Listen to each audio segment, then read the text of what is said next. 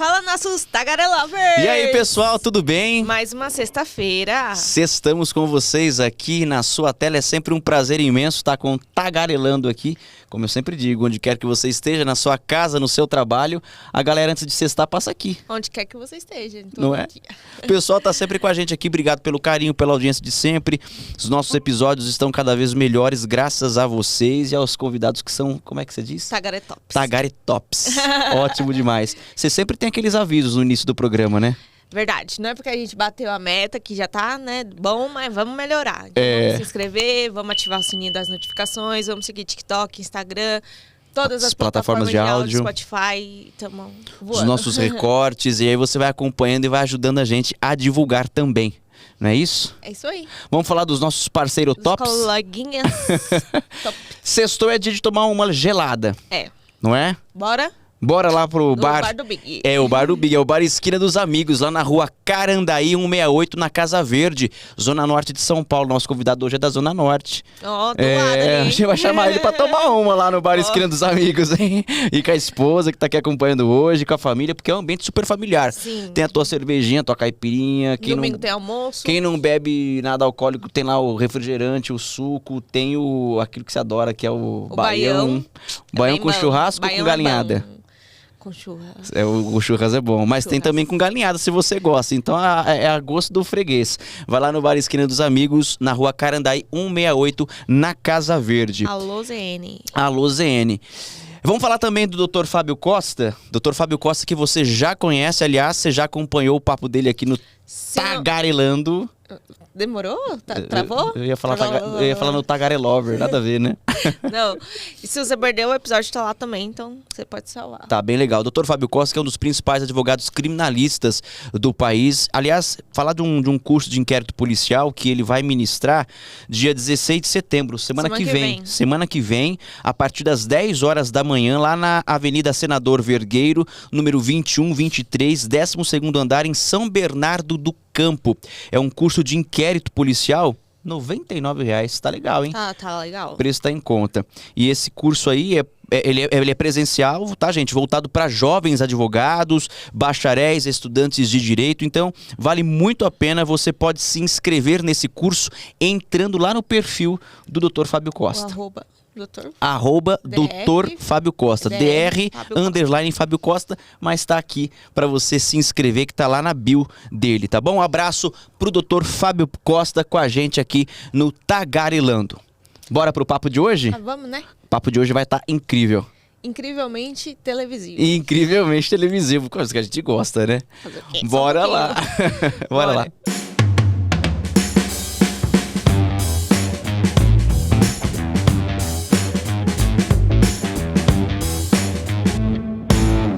Nosso convidado de hoje tem mais de 30 anos de jornalismo. Ele é um dos principais críticos de TV no Brasil, porque ele respira comunicação, respira televisão. Ele, inclusive, junto com Flávio Rico, escreveu um livro que conta a biografia da televisão brasileira. Você imagina quantos bastidores que esse nosso convidado de hoje não tem. Além disso, ele é escritor, ele é produtor, ele é diretor de TV, e se eu fosse falar tudo o que ele é e o que ele já foi, e os veículos pelos quais ele passou, ficaríamos o episódio inteiro aqui. Pode falar. Eu acho que o papo de hoje é uma extensão do nosso episódio anterior. Verdade. Porque entendemos um pouquinho dos 70 anos da Record, mas agora é da TV brasileira. Da TV de um modo geral. E tem uma coisa muito legal pra gente falar também. Ele trabalhou esses últimos anos todos com o apresentador Faustão, né? O Domingão do Faustão na Rede Globo, e depois o acompanhou nessa migração pra Band e ajudou a implementar o Faustão na Band. Então conversa aqui não vai faltar. Exato. Seja muito bem-vindo, José Armando Vanucci. Obrigado. Adoro tagarelar. Vocês estão ferrados porque eu falo demais. Cara, que legal ter você aqui, viu? Eu que agradeço. Aliás, mandar um abraço lá pro Gilson Silveira. Semana passada ele esteve aqui. Gilson. E o Gilson ajudou nesse contato. Eita, você viu o que aconteceu? Acabou de cair o quadro aqui. Ô, Eric, você não melhorou o quadro. Já vai pro top 5. Já vai pro top 5. Tá vendo? Que coisa, viu? Coisas que só acontecem nesse programa. Mas mandar um abraço lá pro Gilson Silveira, porque foi ele quem fez esse contato, quem nos ajudou, quem nos apresentou, nos aproximou ao Vanucci. Então, valeu Valeu, é um apaixonado por televisão. Ele trabalha na Record, mas ele gosta da televisão. Eu acho que isso é bacana, né? A gente tem que olhar a TV brasileira sem as bandeiras, né? Porque é a soma de tudo, né? Não é Globo, não é Record, não é SBT, não é Rede TV, não é a soma de tudo, né? E se você vai para o interior, então, você tem Rede Vida, você tem TV Aparecida, você tem Rede Família, você tem um monte de emissora de televisão que forma isso, que transforma esse no maior veículo de comunicação do país. É verdade. Eu queria, antes da gente começar o papo, dizer o seguinte, que particularmente eu fico muito feliz de ter você hoje aqui, porque a gente estava trocando essa ideia antes de começar o episódio. Eu acompanho o seu trabalho desde a época em que eu era mais jovenzinho. Sempre gostei muito Vai falar que era criança, que aí mas você já entregou 30 anos de carreira, então eu sempre gostei muito de comunicação, eu sempre disse que seria jornalista, só não sabia que trabalharia em TV, assim, isso aconteceu meio que por acaso, mas eu adorava ouvir rádio, e eu ouvia a Jovem Pan AM, eu gostava de ouvir rádio AM porque é o conceito da notícia o tempo todo. E tinha uma emissora na minha cidade que retransmitia o sinal da Jovem Pan, eles usavam muitos boletins da rede Jovem Pan lá na programação local, e eu me lembro do locutor falando: vamos agora saber os bastidores da TV com José Armando Vanucci. E hoje estar com você aqui, para mim, realmente é muito legal. Isso começou no susto, né? Porque lá na Jovem Pan, no Show da Manhã, eu era só produtor. Eu era produtor, fazia redação ali. E aí gostava de falar sobre televisão, conversava com as pessoas. E a Hebe Camargo era a colunista do Show da Manhã. A Hebe Camargo deveria falar de televisão, mas ela falava da vida, falava de todo mundo, entregava quem estava tendo caso com quem. Era um momento alto do Show da Manhã. E tinha a professora Maria Tereza Fraga Rocco, que era uma professora da USP que analisava novelas. E as duas precisaram sair da Jovem Pan. E aí, seu Tuta chegou numa quinta-feira para mim e falou assim: olha, sei que você gosta de televisão, quero que você comece a falar de televisão no Show da Manhã, segunda-feira. E era uma quinta, eu falei, não tenho fonte, tive que começar a buscar. E aí que veio a ideia de analisar mais, fazer mais uma análise do que trazer a notícia. Porque na época, quem tinha de notícia ali era eu, Sônia Abrão, a Sônia estava no Diário e na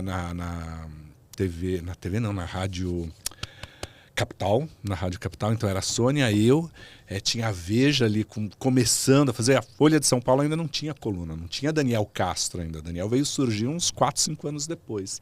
Acho que antes do Daniel ainda tinha o Ferreira Neto no Diário Popular, então eram poucas colunas, né? E eu falei, então vou buscar um caminho, não tinha fonte nenhuma. Aí fui buscar o caminho da audiência, porque uma amiga tinha acesso ao minuto a minuto. E a análise, e aí deu certo. E aí foi caminhando. Você tem um minuto a minuto do Ibope na sua casa? Adoraria. Adoraria. Mas não tenho. Adoraria. É caro isso. Só quem é de TV pode ter, né? Só a empresa pode ter, na verdade. Porque eu vejo que o pessoal acompanha muito para dar audiência do dia e tudo mais. Então é todo mundo fissurado em Ibope, né? Mas você sabe que é muito maluco isso quando você olha o minuto a minuto ele vai se ajustando. Uhum. Então, até ir pro azulzinho, que é o consolidado, né? Até consolidar leva quase 5 minutos ali. Então, às vezes, você toma uma decisão olhando aquele minuto e ele vai se transformar daqui a pouco, né? Exatamente. Então, ele ajuda. O louco disso, quem colocou isso na televisão e estabeleceu como norma para trabalhar olhando o minuto a minuto foi o Homero Salles, né, diretor do Gugu. Ele foi o primeiro a colocar aquilo e a olhar e a pautar o programa em cima da reação do telespectador.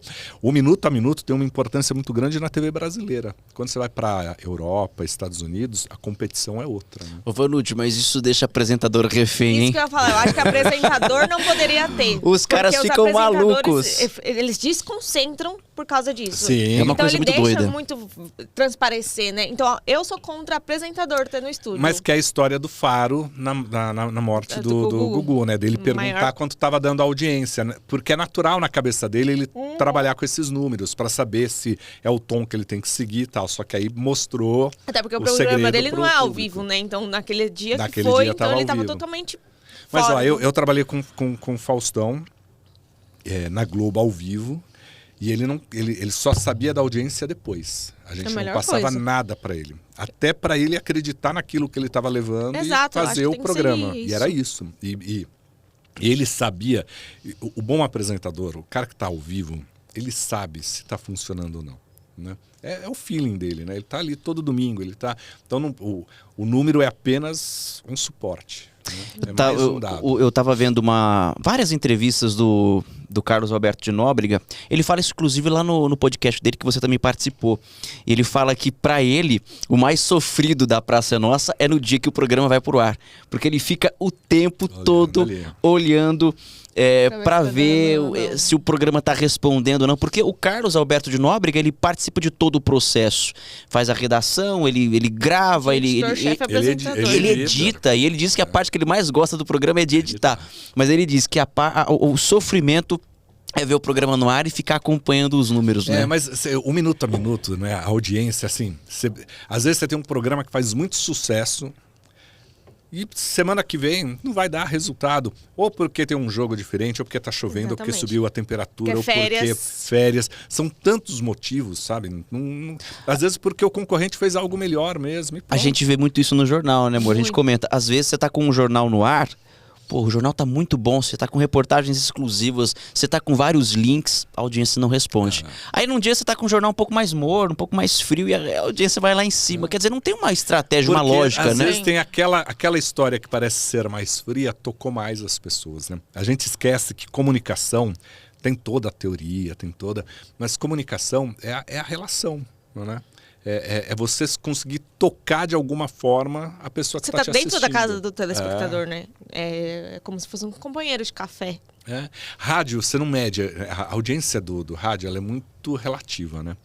Porque agora até que mudou um pouco, né? Porque agora você tem aplicativos, você tem formas de medir a audiência do rádio. Mas antes você ia lá, batia na porta da casa da pessoa e qual a rádio que você ouviu nos últimos 30 minutos? Não necessariamente... Tipo um IBGE, né? Mas se sou eu que abro a porta, eu ouvi uma rádio, você ouviu outra. É isso. Né? Eu tô lá trabalhando, ouvindo aqui uma rádio com uma música mais suave. Você tá lá no quintal fazendo a faxina, você botou uma outra com uma outra pegada. Porque né? Você tá são dentro do mesmo ambiente com situações diferentes. Né?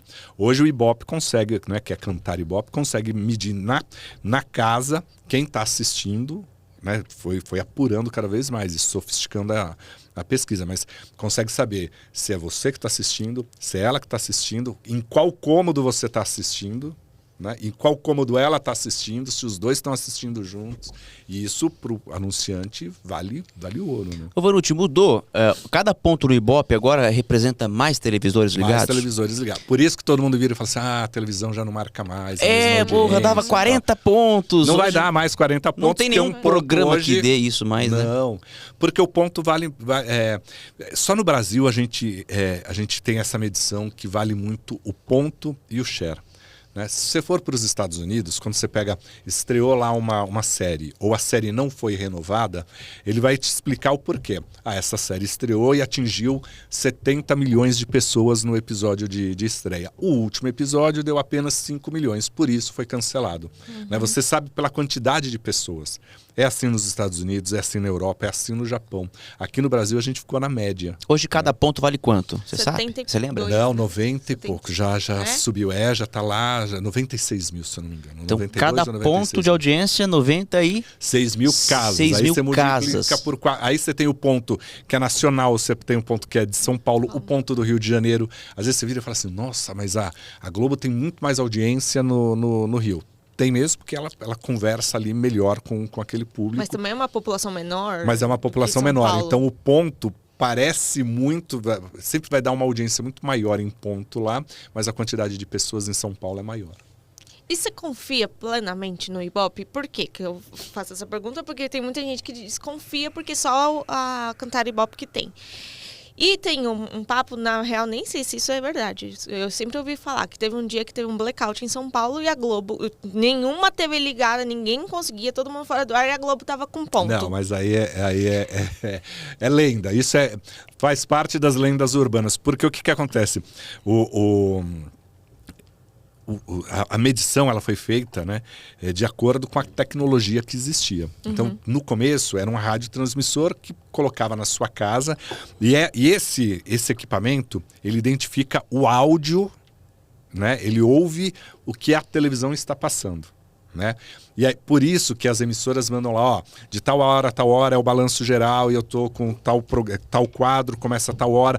Você passa tudo isso, porque aí o Ibope consegue identificar pelo áudio, né? O que é aquele programa, se é a novela. Por isso que quando a gente pega a plataforma digital, tá lá, conteúdo sem referência, né?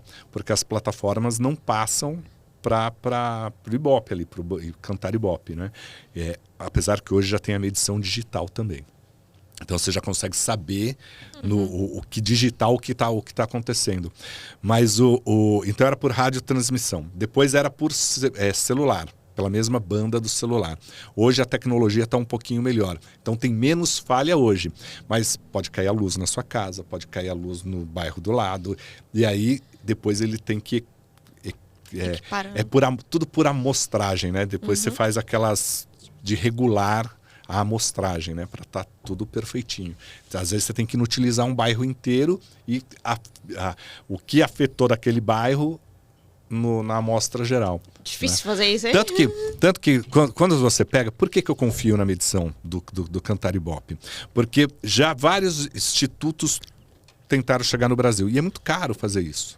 Né? É muito caro você ter uma amostragem, né? Você desenvolver equipamento e tal.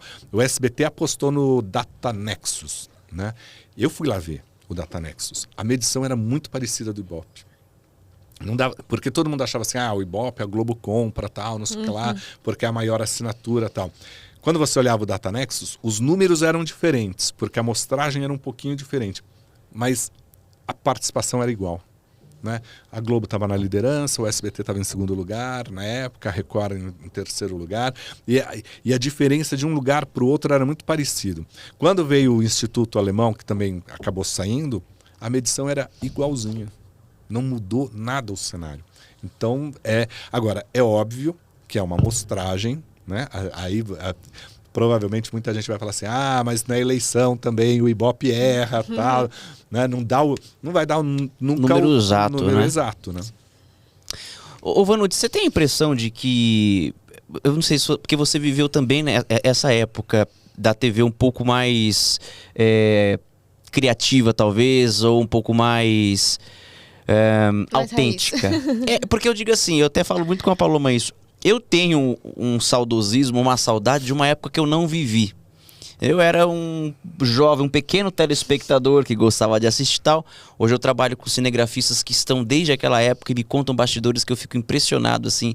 Caras que trabalham há 30 anos na Record, tiveram passagens pelo SBT, que trabalharam com o Silvio nos grandes programas da televisão brasileira. E eles falam com paixão sobre aquela época que a TV parece que era um pouco mais autêntica ou mais criativa. Por isso que eu sinto saudade dessa época. Eu penso, nossa, devia ser legal demais. Você acha que a tecnologia e a incorporação de muitos elementos da internet empobreceu um pouco a nossa criação televisiva? Eu acho que assim, a televisão ficou com medo de arriscar, né? Porque é um grande negócio, né? A própria Globo, que é líder, ela teve um período que a Record incomodou muito ela ali, né? Passava, a Band chegou a passar com o MasterChef a Globo e tal. Então assim, ela pegou as fórmulas que dão certo lá fora, compra o formato, é mais barato, né? Aí em casa eu tenho uma administradora lá que é isso, é custo, né? A minha mulher é da área de financeira, tá? Então tudo é questão de como é que você traz? Isso aqui não é o principal da empresa, né? Você contrata o serviço terceiro. O que a TV tem feito hoje é isso, né? Para que eu preciso gastar criando? Eu vou lá e compro o que já deu certo lá fora. Então, é reality show que está funcionando? Vamos comprar o Big Brother, que era para ser do SBT, né? O Big Brother não era para ter sido da Globo, né? E aí, então assim, a TV foi tirando o nosso poder de criação. E quando você compra um formato, você pode fazer pequenos ajustes só. Tá tudo pronto já, né? Big Brother é fácil. Você segue ali do jeito que tá, né? O The Voice que vai acabar agora. Qual foi? 10 anos depois, 15 anos depois, 15 temporadas. O que teve de inovação? Nenhuma. Você muda um ou outro participante, mas a mesma cadeira vermelha que vira, você já sabe o minuto que você vai virar, porque tem a Bíblia lá, né? Que então, o Brau vai estar lá. Eu acho que ficou tudo muito previsível, né? Porque é um negócio que ninguém mais quer arriscar. E lá atrás, o que é que se fazia? se arriscava. Lá atrás, quando o Silvio Santos conseguiu o SBT, que era a TVS antes, Silvio Santos ele virava e falava assim, eu tenho que vencer a Globo, né? O que eu faço? A Globo não adianta botar durante a novela. Eu vou esperar. Pô, a Lilian Whitfield apresentava um jornal no SBT, que era um jornal sanfona, poderia durar 2 minutos ou 2 horas. Tinha material para 2 horas ou para 2 minutos. E terminava, e você olhava lá, terminava a vinheta da novela, ela encerrava, boa noite, voltamos amanhã. Ela tinha 10 segundos para encerrar, para abrir junto com o outro. Porque era onde o SBT pegava a saída do público da novela para poder apostar na... Ratinho ligando para a Globo foi isso. É isso, né? Lá na época do Pantanal, né? Pantanal foi um grande sucesso por várias coisas, né? Porque conseguiu romper a rigidez da Globo, o medo da Globo investir. A Manchete foi louca e botou grana, né? Tudo ou nada para a Manchete, o Pantanal representou. E na época, na Torre do Sumaré, né? Porque tudo se disparava da Torre do Sumaré, a Manchete colocou um departamento de rádio escuta com aqueles radinhos antigos ainda para ficar ouvindo a frequência de conversa dos coordenadores de rede, porque aí o cara do Rio de Janeiro mandava via... Hoje é tudo fibra, né? Naquela época, anos 90, era rádio amador, né? E aí o cara mandava, atenção, em 3 minutos o break, não sei o que lá. A Manchete alinhava o break dela para entrar junto com a Globo. E a Globo falava, mas como é que tem isso? Como é que eles sabem o momento exato que vai sair o capítulo? Tem espião aqui dentro. E não era. Era através da comunicação entre Rio e São Paulo. Aí a Globo foi buscar tecnologia para que a Manchete não escutasse eles, né? Porque era batata mesmo, não tinha, saía certinho, saía direitinho no break, né? Até hoje o SBT faz isso, né? Com a Eliana mesmo gravado, ela sai junto com o Faro ali, né? Fica os dois ficam, ninguém vai pro break se seu concorrente está com conteúdo bom no ar, né? Você segura ali, né? Foi pro break, vai todo mundo pro break para não perder, né? Então, o Lucas falou sobre isso, né? De a gente ter, infelizmente, nomes que estão saindo, como o Faustão, seja por problema de saúde, seja pela velhice, o Silvio Santos mesmo, a gente acredita que não vai mais voltar. Hoje você vê algum novo jovem talento que você acha que vai vingar para chegar pelo menos um pouquinho perto desses grandes nomes? Portiolli, eu acho que ele se deslocou. Portiolli e a Eliana, eu acho que como apresentadores, e os dois estão na casa dos 50 anos, né? Que se você for pensar, é mais ou menos quando o Faustão deu a virada dele ali aos 40 e poucos anos, né? Quando ele vai para a Globo e vira, né? Porque ele está 73, saiu da Globo com 70, foi com 40 que ele foi para a Globo, e vai aquele início, e os 50 ele está no auge dele, né? Então é um momento em que os apresentadores estão plenos ali, né? Já dominam o conteúdo. Macaco velho. Macaco velho. Né? E eles ainda têm tanto... A Eliana não passou por rádio, mas o Portiolli sim, né? E eles têm ainda esse DNA do comunicador que não tem TP, que não tem ponto eletrônico, e isso faz uma diferença. Porque a outra geração, ela vem muito roteirizada, né? O Faro é um cara bom também, né? Eu acho que o Faro está nesse leque aí. Mas precisa também talvez se reinventar. E o Faro, ele era ator, né? Eu acho Cantor. Eu acho que é relativamente... o que está acontecendo hoje nesse programa? Eu não sei, tem alguma coisa... Tá vendo? Ele é relativamente, a carreira de apresentador relativamente nova. Né? Porque é por isso que eu acho que ele vai se descobrir no dia a dia. E tá com uma baita responsa, porque... O domingo na televisão é o mais complicado. É o mais complicado, né? O domingo você conversa com tanta gente ao mesmo tempo e pessoas que se vão mudando, né? Vanucci, o que você acha que é a fórmula do domingo? O que você acha que dá certo no domingo? Você conversar com as pessoas, né? Você entregar o que Vamos pegar o exemplo do Luciano. O Luciano saiu do sábado, foi para o domingo. Chegou lá e ele falou, vou levar a reforma da casa, vou levar... E aí o público falou, opa, não é isso que eu gosto. O público da Globo, naquele horário, gosta de competição, gosta... E aí ele foi colocando a competição ali e se ajeitou. Que era a pauta, talvez, que funcionasse no sábado, aquela que a gente fala que é uma pauta mais assistencialista, contar aquelas histórias, reformar a casa. Ele consegue botar no domingo, mas com um tamanho muito menor, né? Ele precisou, porque durante 30 e tantos anos, não durante os 30 anos do Faustão, mas durante muito tempo foi só competição ali naquele horário. Né? Então o público... Mas você precisa conversar com todo mundo que está em casa. E que eu acho que é tão difícil hoje você prender a atenção da família aos domingos na frente da TV, diante de tantas opções que a gente tem hoje no streaming, né? Não, e até porque hoje em dia, tipo, você não tem mais que ficar assistindo lá 1h da tarde. Se eu perder, depois eu vejo no celular. Você vê a hora que você quiser. Minha filha tem 18 anos, né? E às vezes fala, mas assim, não, pai, eu assisto depois. Agora eu vou assistir minha série e tal.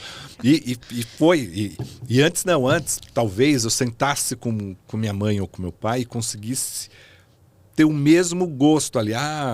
O Chacrinha aqui, fui lá atrás, hein? Ou o Silvio Santos conversava comigo e conversava com eles. Eu lembro dos domingos na casa da minha avó, eu criança, minha avó tinha horário marcado com o SBT para assistir Em Nome do Amor.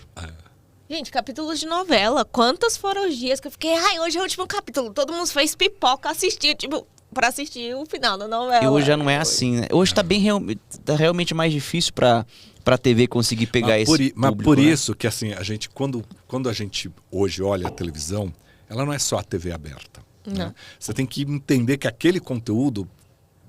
Por isso que fala assim, mas já não dá mais a mesma audiência. Talvez dê mais. Né? Porque o capítulo de novela, ela não assistiu na sexta-feira, porque ela está aqui.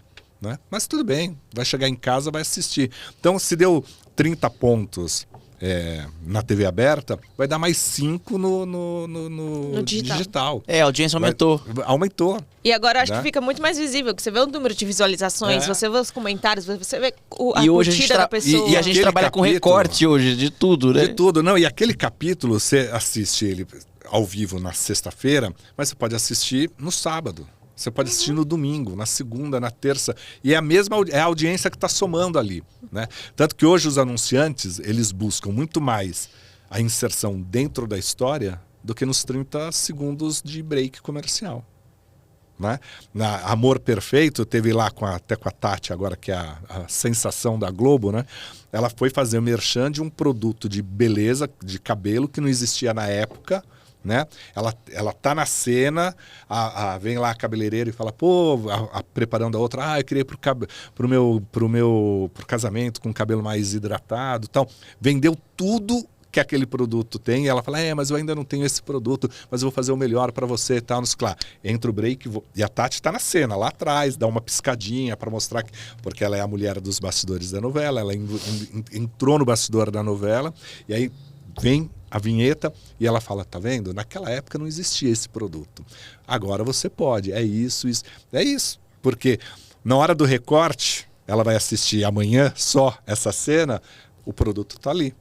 Ela não viu os 30 segundos do break, mas o produto tá dentro da história. Exatamente. É isso que vale hoje. A sacada mudou, né? Você falou um pouco do Hulk, e era até uma pergunta que eu ia falar assim, o que você tá achando do Domingão com o Hulk, e você acha que ele foi a melhor pessoa que a Globo podia ter escolhido para ficar no lugar do Faustão? Ele era o cara que estava mais preparado para esse lugar, né? Porque é difícil você substituir alguém. A Patrícia, para substituir o Silvio, ela foi preparada pelo Silvio durante anos. Participando do jogo dos pontinhos, ele já estava infiltrando ela. E aí ele zoava ela, falava que ela, você não está preparada, ele brincava, botou ela na rua, botou nos... Levou anos para preparar a Patrícia, né? Então, para substituir o Faustão no domingo, ou você acabava totalmente com o domingo ali, falava, vamos botar futebol, filme, qualquer outra coisa, como foi lá no passado, né? Se tirou os Trapalhões, botou o Faustão e trocou toda a programação, né? Porque precisava ganhar do Silvio Santos, precisava tirar a vitória do Silvio Santos.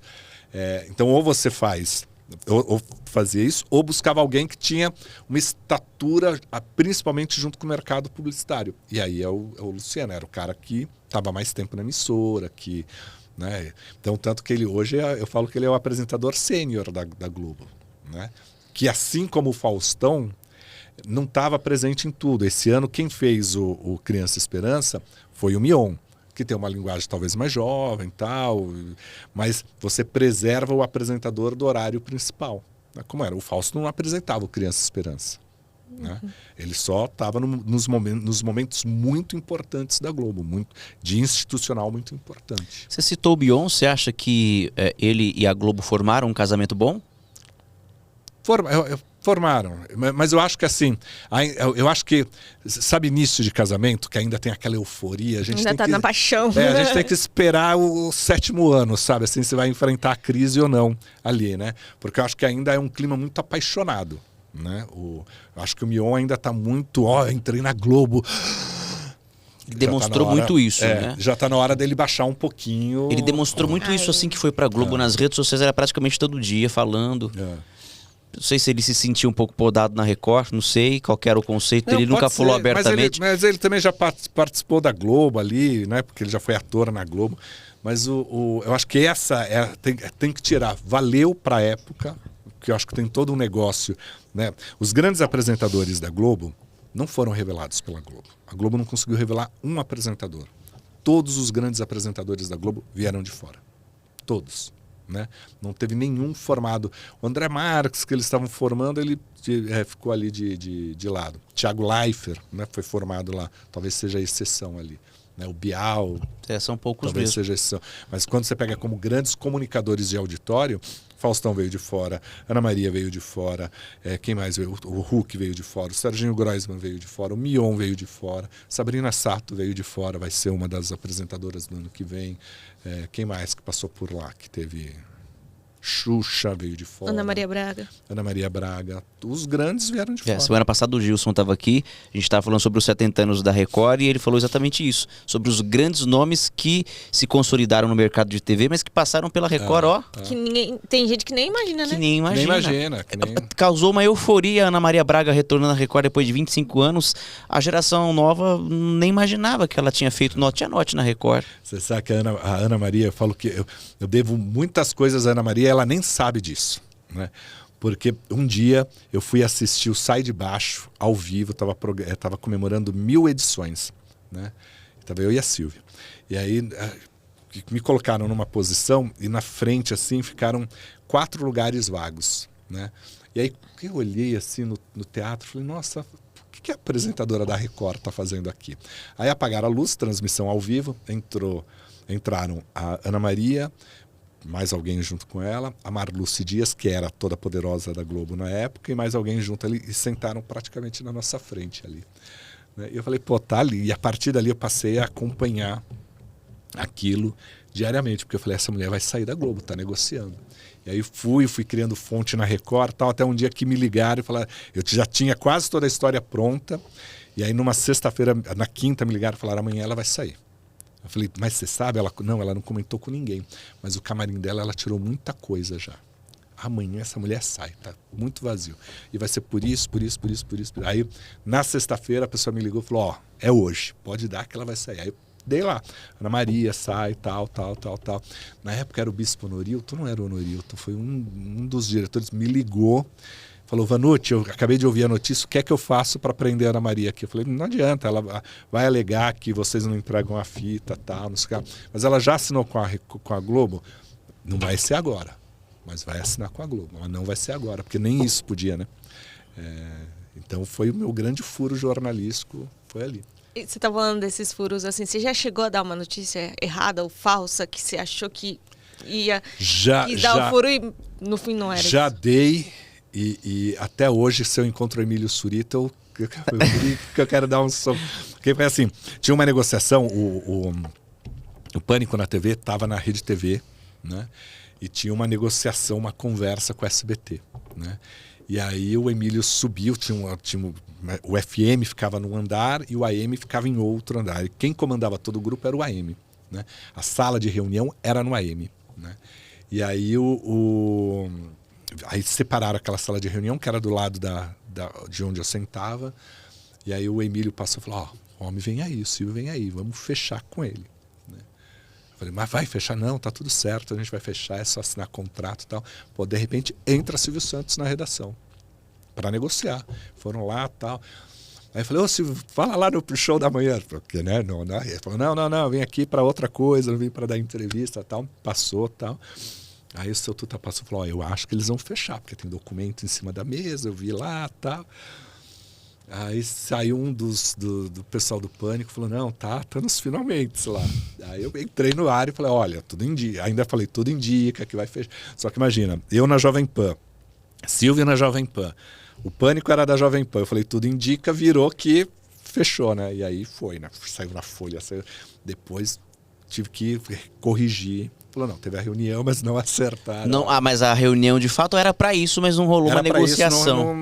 Não foi fechou. De tudo uma informação errada. Você disse que, você disse tudo indica. Tudo o que replicaram depois aí já não é da mas conta. A conta fica para mim, né? Foi essa aí só. Eu acho que editor. Eu sempre tive muita cautela para checar, sabe? Para checa, recheca.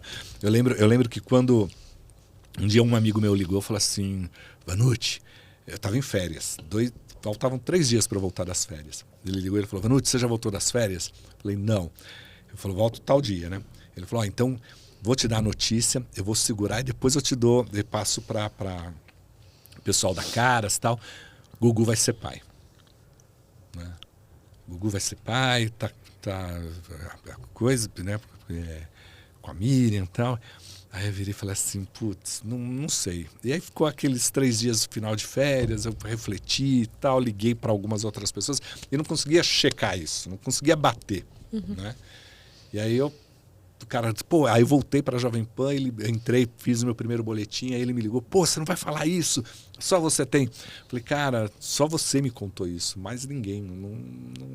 Aí 3 dias depois a Caras veio na capa, Gugu vai ser pai e tal, não sei o que lá, e veio a história, mas preferi não... Acontece. Mas eu acho que se você não estava seguro para dar essa informação...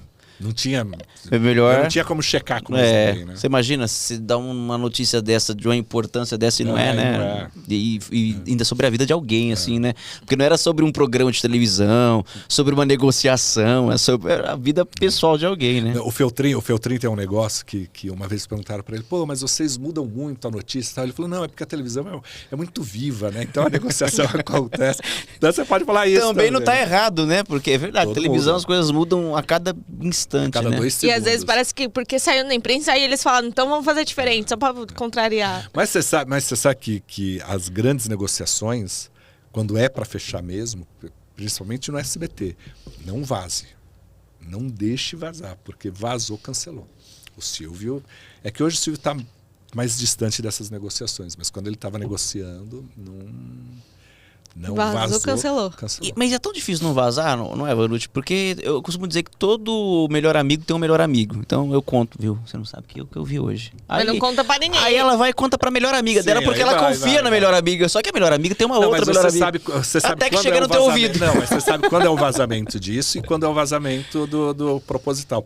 Você sabe que teve uma vez, eu estava chegando em casa, no meu prédio, morava um diretor do SBT.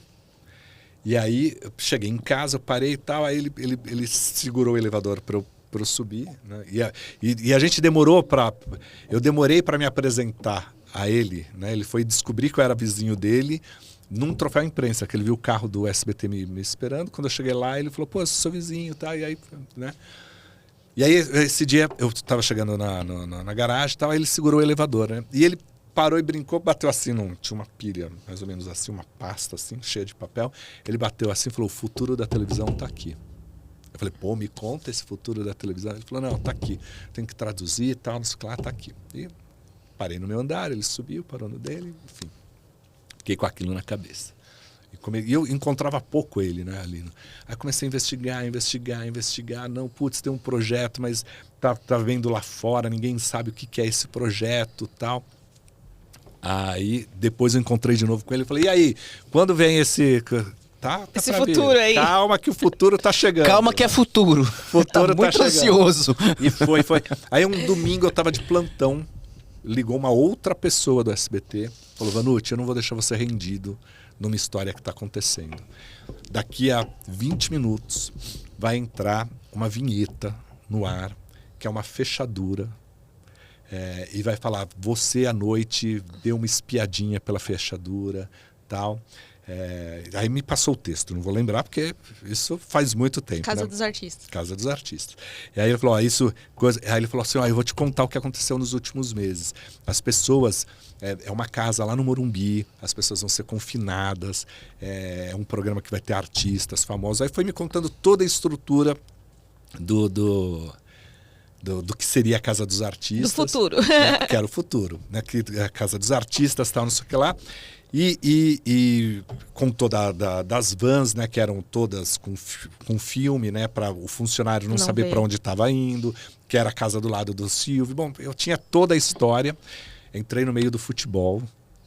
Domingo era futebol, o intervalo do futebol, daqui a não sei quantos minutos vai ter a vinheta, tal. Bom, foi um estardalhaço no SBT, porque ninguém sabia, só a equipe ligada à Casa dos Artistas, que era a estreia da Casa dos Artistas, né? E passou. Muito tempo depois, eu encontrei esse cara e ele virou e falou, lembra o futuro? O futuro não era a Casa dos Artistas, o futuro era o Big Brother Brasil. Porque o SBT, o Big Brother, era para ser do SBT. Né? O Silvio e a Endemol estavam negociando. Zé Roberto Maluf era o vice-presidente do SBT na época. Foi para a Holanda fechar negócio. Estava tudo certo. Ia ser criada a empresa Endemol SBT, SBT Endemol, que depois virou a Globo Endemol. Né? Estava tudo certo. Ia ser produzido no Brasil. Aquela pasta era a Bíblia do Big Brother, né? Do que eles teriam que adaptar, como teria que construir, tudo mais.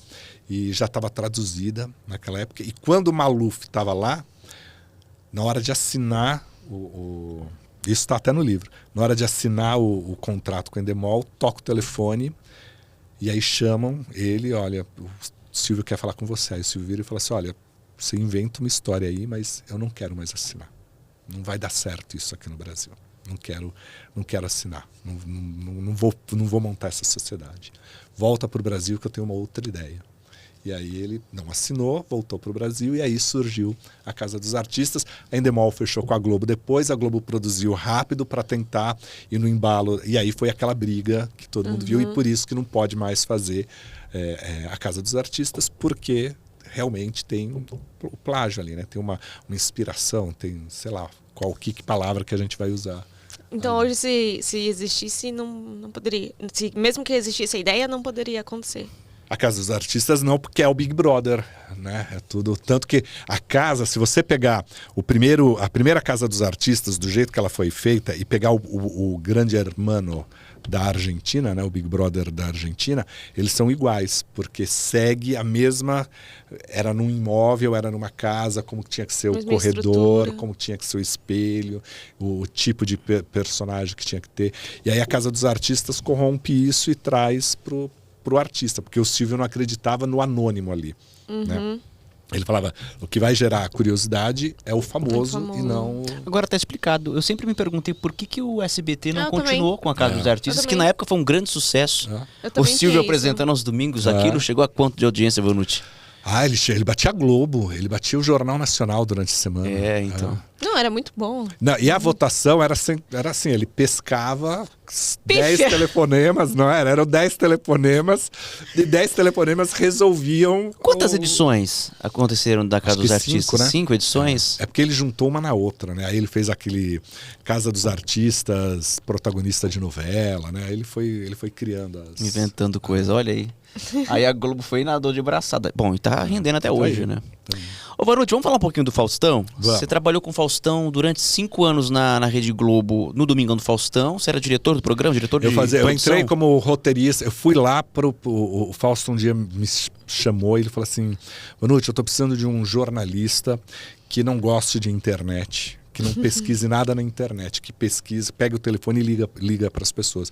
Um jornalista das antigas, tal, não sei o que lá, para a gente fazer uns arquivos confidenciais diferentes, para a gente fazer um conteúdo diferente. Então eu cheguei lá para cuidar, para fazer isso. Eu falava que eu era um roteirista, um produtor de conteúdo especial. Tem um repórter especial, eu era o produtor especial lá. Era para fazer essas grandes histórias. E aí cuidei do digital, foi até que virei Na Globo, meu cargo era o roteirista final, né? Era o redator-chefe, que não tem para o Fausto um redator-chefe, né? Que para ele é o diretor de conteúdo, que aí cuida do conteúdo, terminei cuidando do conteúdo. Aí depois você foi com ele para a Band e participou dessa virada de chave. Aí o Fausto saiu, né? O Fausto foi substituído pelo Thiago Leifert, né? Porque ele ficou doente. Aí a Globo decidiu que o Thiago continuaria, e aí eu fiquei, acho que mais 2 meses com o Thiago, terminando a dança que a gente tinha lá, né? Porque aí eu combinei com o Boninho. Falei, Boninho, eu ficaria aqui até o final do ano com o Fausto, mas encerro aqui a dança. Então a gente encerrou, até que o Boninho falou, não, então ok, preparou a equipe, vai com o Fausto, e aí fui liberado. Aí eu cheguei na Band em agosto, a gente teve de agosto até janeiro, né, até dia 6 de janeiro, porque a gente começou a gravar dia 6 de janeiro, então agosto, setembro, outubro, novembro, dezembro, 5 meses para montar a equipe e treinar essa equipe para entender o que é o on do Faustão, né? Porque o Fausto, ele tem, assim como o Silvio, é um mundo dele, né? Assim, o programa tem que ser o Fausto, como o programa do Silvio tem que ser o Silvio, como o programa do Gugu é do Gugu, né? Assim, é um programa de muita personalidade, né?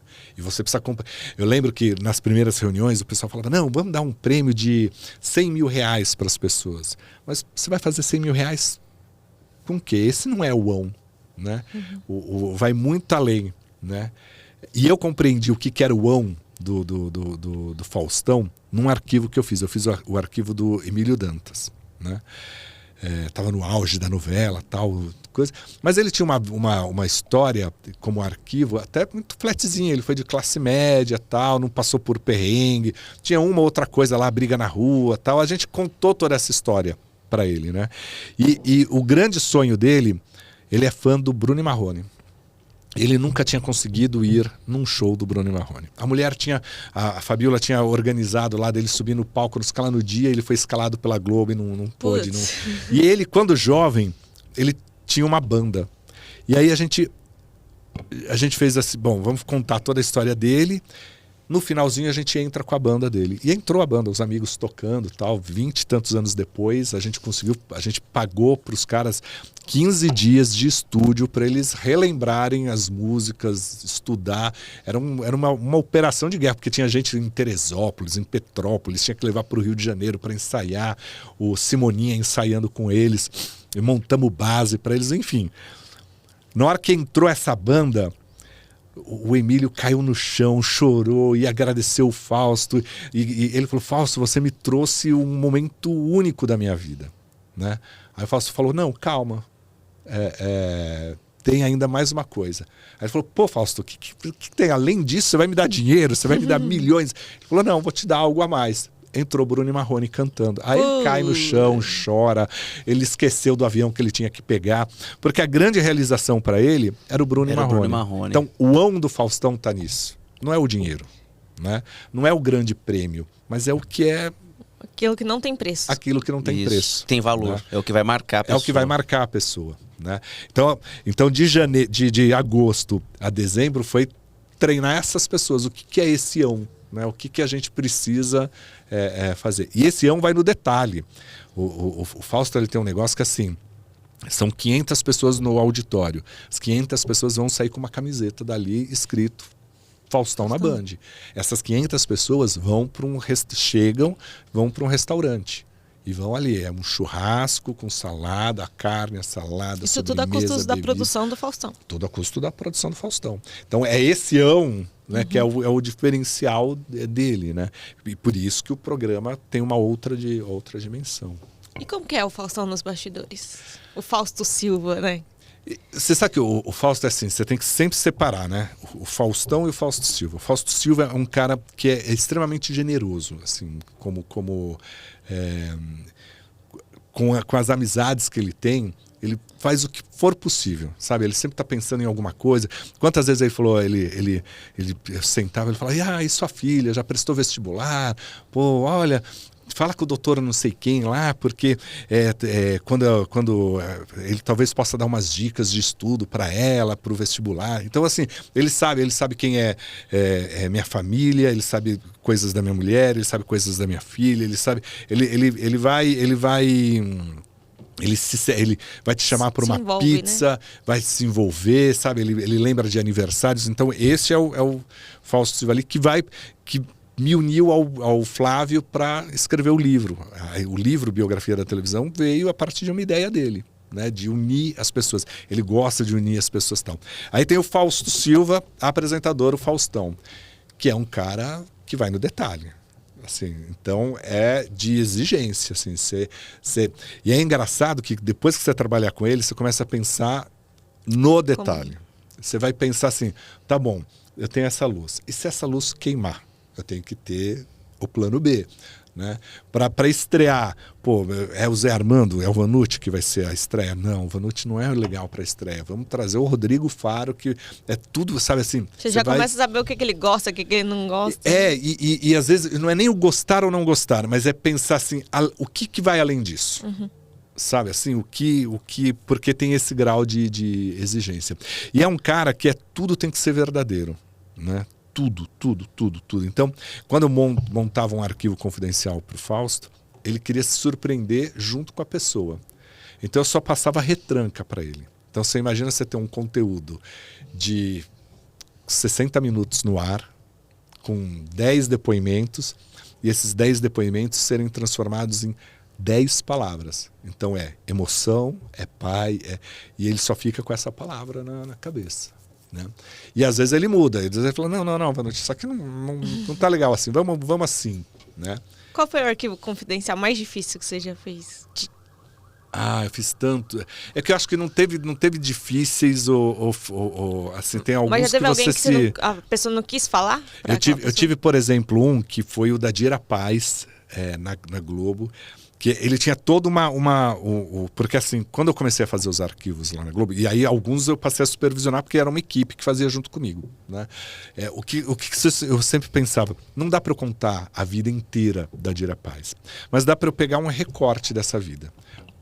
Qual é o arco que eu vou querer contar? Que história que eu vou querer contar dela?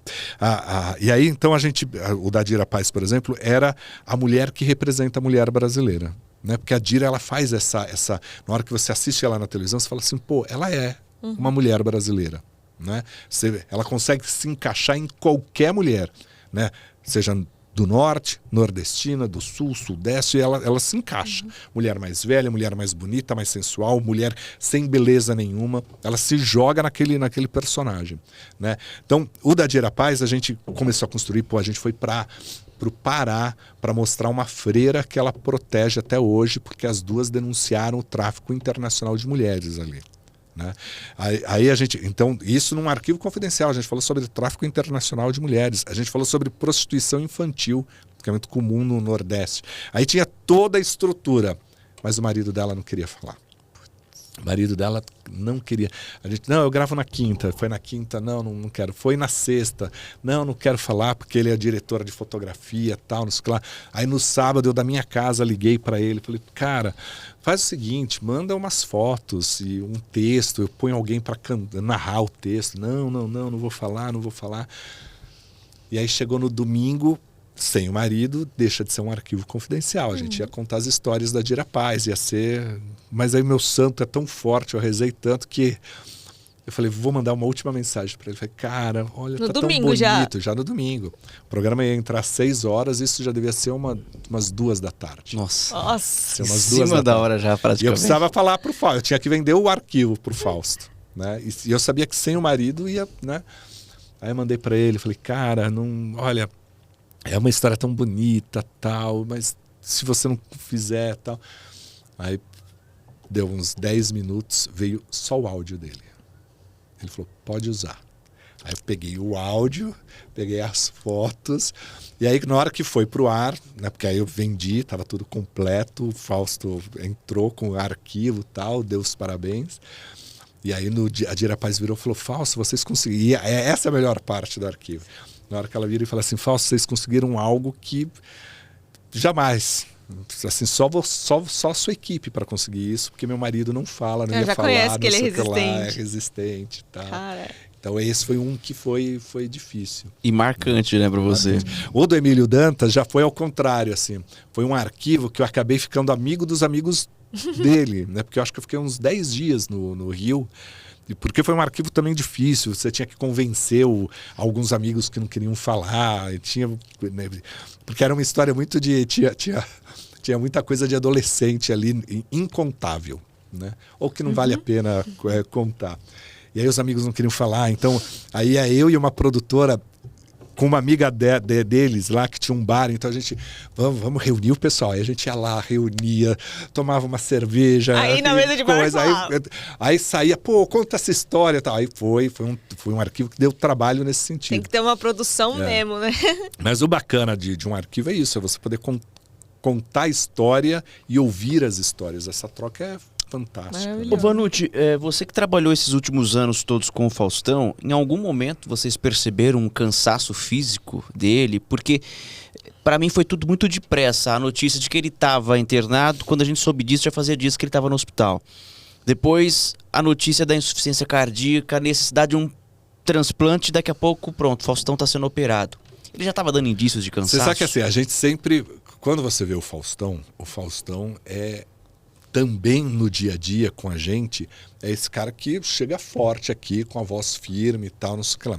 Mas você vê uns sinais, você fala assim, nossa, aqui ele tá mais gordinho, aqui ele tá mais abatido. Você vê alguns sinais que talvez no dia a dia você não perceba tanto, né? Porque você tá ali convivendo com a pessoa, uma hora você olha e fala assim, nossa, tá com um olhar diferente aqui, mas pô, você tem que entregar alguma coisa e tal, né? E o Fausto é um cara que sempre se cuidou, assim. Aí você vai falar, pô, mas para chegar numa insuficiência cardíaca, em algum momento ele não fez exercício ali. Talvez. Mas essa relação dele com o médico liga e fala assim, ó, você precisa fazer uns exames. Para ele é muito mais fácil, Fausto Silva, ir lá, entra no hospital, se interna ali para ficar, já acordar, fazer jejum ali mesmo, tal, do que ele ter que chegar, o povo, sabe, foto. Então, isso de exame para ele é muito natural. Então quando ele fala, eu vou fazer uns exames ali, a gente já sabia que ele vai ali no Einstein, faz os exames, fica de um dia para o outro, 2 dias às vezes, faz uma bateria de exames e pronto, né? Então assim, pra gente também foi uma surpresa a gravidade. Como para ele talvez tenha sido, né? Mas ele tratou com muita naturalidade, né? O Fausto tem um negócio que esses dias eu falei, não lembro com que eu falei. Eu falei assim, ou é fé demais, ou é razão demais, ou é a mistura disso. Porque ele tem ele confia, né? Ele vai sereno, ele fala assim, ó, eu confio nesses médicos, ponto. Então eu não sei se é a razão, que é a confiança, ou se é a fé que traz essa confiança também, né? Mas ele, nesse processo, ele estava muito sereno. O programa na Band terminou por uma questão de saúde dele ou não, por alguma outra razão? Foi uma decisão anterior dele, foi uma digamos que foi um casamento que chegou ali na crise dos 7 anos, né? Que se achou melhor. Durou bem menos de que 7 anos. Tentou fechar ali um ciclo, porque o Fausto é um apresentador que ele vai num grau de ou ele entrega naquela qualidade ou ele entrega naquela qualidade, né? E talvez fosse uma qualidade muito superior à da Band, né? Então teria que talvez descer de um lado, subir do outro, e esse movimento não deu para alinhar tudo, né? Então era melhor ele sair, a Anne e o João continuaram um período, a Band achou melhor trocar e ir para um outro projeto e foi. Vocês souberam da notícia da internação dele pela imprensa também? Ou vocês já sabiam dias antes? Eu fiquei sabendo um pouquinho, porque eu estava junto com o Fausto numa agenda dele ali, né? Então eu soube que ele ia precisar. E a ideia era que todo mundo ficasse realmente ele está fazendo exame, como outras rodadas de exame, né? Tanto que na hora que vazou, ele foi o primeiro a pegar ali o celular, pedir pro João gravar e falar, gente, vídeo, tá tudo bem, tal. Porque chegaram a falar até que ele tinha morrido, né? Surgiu. Aliás, ele fala isso no vídeo, gente, eu ainda não morri, né? Tô aqui, tal. Ele usa de humor até para isso, né? Mas eu acho que essa relação, o Fausto, ele não tem assessor de imprensa, ele não tem assessor de marketing, ele não tem nada disso. A relação dele se o jornalista tiver o celular dele, liga, ele que vai atender. Ele pode olhar o número ali e não atender. Né? Mas ele tem uma relação muito direta com o público dele, né? Ele tem uma relação muito direta com a imprensa. Ele não fica procurando. Se você encontrar com ele no aeroporto e pedir uma foto, ele vai parar e vai tirar uma foto. Se ele estiver no restaurante e você pedir uma foto, ele... É óbvio que se estiver de boca cheia, não. Tem que ter um pouco umas pessoas sem base também, né? Bom, desejamos vida longa ao Faustão, né? Diante de uma avalanche de informações erradas, fake news, na verdade, que estão falando, é rico, por isso que furou fila. Ninguém furou fila, ninguém furou... E isso o Fausto, ele tem dito o seguinte, que a partir de agora, essa decisão ele já tinha tomado antes da operação. Né? Quando o Fausto saiu do Faustão na Band, né? Quando ele falou, vou encerrar aqui, ele reuniu a gente, ele falou assim, olha, eu vou começar a pensar em coisas diferentes. Né? Não sei se na televisão, mas não sei. E eu sou um cara que, bem antes de eu trabalhar com o Fausto, eu sempre falava para o Fausto que ele tinha que olhar mais para o mundo digital. Eu falava, Fausto, você é um cara que não está presente, você não tem conta no Instagram, você não tem conta no Twitter, você não tem conta no Facebook, você não tem nada, você não publica. É off das redes, né? Você é off das redes e você é um dos caras mais citados nas redes. Você tem memes até dizer chega, as pessoas associam você, sempre mandam um vídeo, né? Sempre tem uma brincadeira. Falei, se você for para as redes sociais, você explode. Né? Se eu fizer um podcast, imagina um podcast do Fausto. Ô louco, bicho! Ô louco, bicho! Tem que chamar tem até o nome aí, ô louco, bicho. Né? E aí, quando estava lá no coisa, ele falou, Vanucci, acho que eu tô pensando nisso. Ele falou, quem sabe a gente pense num outro caminho, O Fausto não é um apresentador de estar sentado, né? Então ele é sempre em pé, né? Então talvez pela primeira vez sentar para conversar. Então ele já tinha tomado essa decisão de que seria diferente, né? Foi operado e tal, e aí o que ele se comprometeu. Nesse primeiro momento, a relação dele com a televisão, a relação dele com os veículos de comunicação será de alertar e de fazer uma campanha para doação de órgãos, né? O processo foi até muito rápido. Se a gente for ver, desde que foi dada a notícia de que ele estava, né, na fila, né, que precisaria de uma doação de órgãos, aumentou a doação de órgãos. Né? Porque não basta eu falar assim, eu quero doar. Preciso da minha mulher ali, na hora que eu morrer, autorizar. Ela e minha filha ali. Tem uma série de questões, né? Tem uma série de questões, né? E houve um movimento que aumentou o número de doação. E é importante dizer, ele era o segundo da lista por uma gravidade do caso, pelo tipo sanguíneo, né? Então, por isso que cria essa talvez se fosse O positivo, ele não tivesse, ou A. É muito provável o primeiro colocado, a equipe médica rejeitou o coração pela incompatibilidade pelo tipo sanguíneo. Às vezes nem pelo tipo sanguíneo, porque o do primeiro lugar também tinha um tipo sanguíneo B, mas talvez por uma infecção, naquele momento alguma outra intercorrência, né? Vanucci, eu tenho a impressão de que esse programa, o relógio dele, tá errado. Eu tô achando que tá passando muito depressa. Muito depressa. Eu falo que eu tagarela. É um trava-língua também o nome, né? Tagarelando. Mas a gente... Deixa eu só fazer uma última pergunta rapidinho. Eric, depois a culpa não é minha. Não, sem estourar o tempo, porque eu gosto de fogo no parquinho. Meu Deus. Você passou por várias emissoras. Hoje você tem alguma inimizade na TV? Acho que não. Acho que eu consegui... Acho que eu tenho fora da TV. Eu acho que tem um colunista que não vai muito com a minha cara, entendeu? Assim, porque eu acho que compete um pouco. Aí na TV não? Na TV acho que não tenho. Posso ter alguns que não me... Desafeto, não que... Tá bom. É isso. Conversaremos muito mais, mas a gente precisa encerrar o programa, mas eu queria muito agradecer você. Eu que agradeço. Né? Uma participação, um papo leve, tranquilo, legal demais. TV que a gente adora. A gente ficaria aqui mais tempo conversando, né?